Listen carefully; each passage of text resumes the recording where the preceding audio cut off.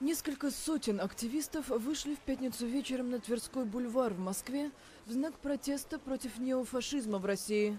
Демонстрация была приурочена к годовщине убийства адвоката Станислава Маркелова и журналистки Анастасии Бабуровой.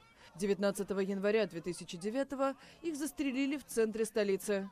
Виновными суд признал молодых ультранационалистов Никиту Тихонова и Евгению Хасис.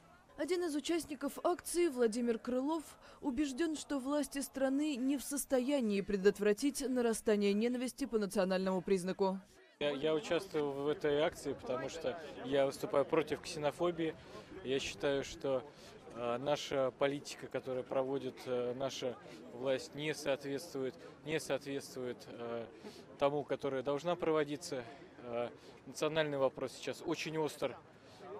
Соответственно, мы против любых фашистских проявлений, которые сейчас очень активно проводятся настоящей властью. Собственно, поэтому я пришел. Главный лозунг акции в преддверии выборов президента звучал весьма неоднозначно.